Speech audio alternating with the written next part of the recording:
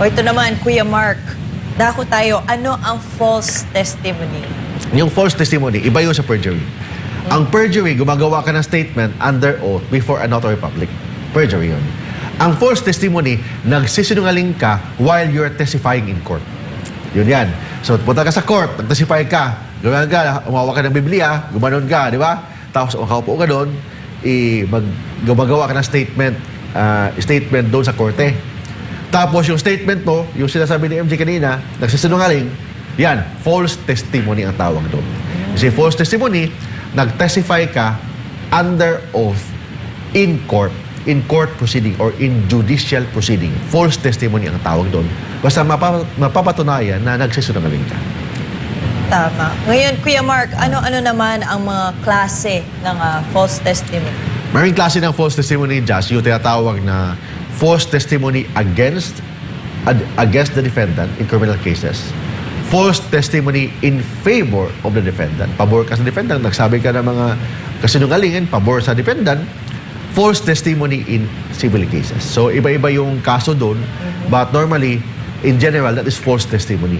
False testimony, nagsasabi ka ng kasinungalingan under oath, in court proceeding, you are testifying as a witness. Yun tinatawag na false testimony.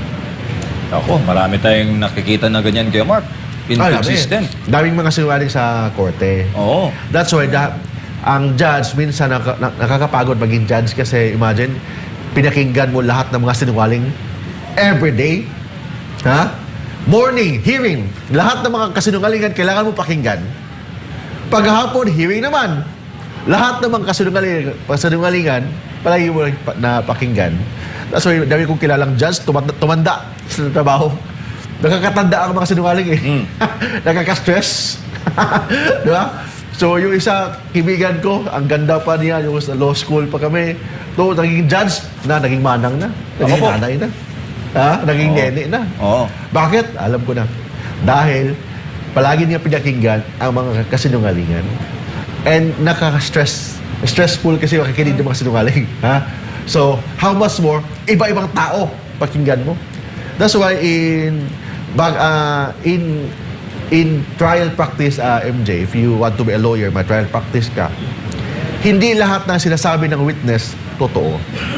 50% maybe totoo, or maybe 5% maybe totoo, but kailangan mo i-prove na totoo yun or hindi. Kung abogado ka, kung witness yun ang kalaban, i-cross-examine mo. I-cross-examine mo to prove na yung mga ipapatunayan natin na lahat ng sinasabi niya kasinungalingan.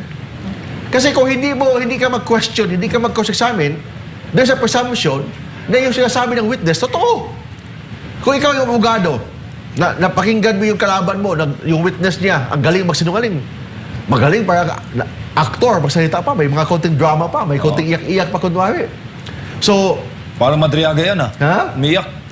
Hindi lahat ng iyak totoo, hindi lahat ng luha totoo. Minsan kasi, yung iyak niyan, yun ang mag-manipulate ng isang tao. So kailangan mo in court kasi kailangan hindi ka pwede palagi ka sa heart pinapakinggan mo yung puso mo. Kailangan mo tingnan mo anong katotohanan. Yun talaga ang objective ng court. Of course, ang court under the modern time hindi pwede na parang robot na walang emotion. The court should have also emotion. But kailangan ang objective ng korte ang katotohanan. So, paano mo makuha ang katotohanan kung magaling mag-arte ang witness? May konting iyak pa. May konting drama pa. In court, may mga drama, may mga magaling actor dyan. So, ikaw, abogado, anong gagawin mo? Ikaw sasabihin mo. Umiyak ka rin. Ha? Sabayan mo. If you want to become a lawyer, kailangan bawasan mo ang emotion mo. Kailangan, bawasan mo, dapat wala kang emotion kung nasa court ka. Utak ang gamitin mo, hindi puso. Kasi minsan, pag puso ang ginagamit mo, naging bobo ka eh. Hindi mo na alam anong gagawin mo. Ganoon yan eh. In court. Ha? Say sa buhay. In court, ha? Okay, buti na lang may in court. Na-clear out. In court. Kasi palagi, if you're a lawyer, bawasan mo yung pagiging emotional mo. Lalo na in court, or dapat ka, wala kang puso dyan eh. Purely utak ang gamitin mo. Kasi utak, laban sa utak, pag-court ang gagawin. Nasa trial ka. So, nakita mo yung witness mo, magaling mag-arte, magsisinungaling, may iyak pa, na kunwari, ganyan siya. Alam naman natin hindi totoo. So, ikaw sa examine mo yun.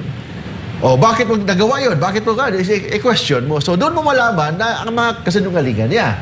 Kasi, iba na ang sinasabi niya sa drama niya. Bakit naging inconsistent na? Hindi pala siya ni-rape, kundi consensual pala yun. For example, ganun. So, drama siya, ginahasa daw siya, ganun daw. Tapos, at the end, sa cross-examination, siya pala ang nagyaya. Siya pala ang nagyaya sa lalaki. O, yan. So, hindi rape yan. Because in rape, absence of consent. If there's consent, that's not rape. That is consensual sex. Sex is different from rape. So, yun ang kailangan i-prove mo sa court. So, if you're a lawyer, sabi ko nga, boss, bawasan mo yung puso mo pag court ka. Kailangan utak lang ang gagamitin mo kasi yung iyak-iyak, yung drama, lalo na pag mga witness na babae, magaling umiyak. Ha? Pag umiyak-iyak na dyan, madala ka. Oh, kawawa naman to. Kawawa naman to. Kasi, na-manipulate ka na pala, hindi mo alam. That's why, ignore mo yung mga iyak-iyak na yan. Focus ka sa statement niya and you try to cross-examine and quash yung kind of statement para malaman natin ang katotohanan. That's all in court. In court. In court. Kuya Mark, sa ating pagbabalik,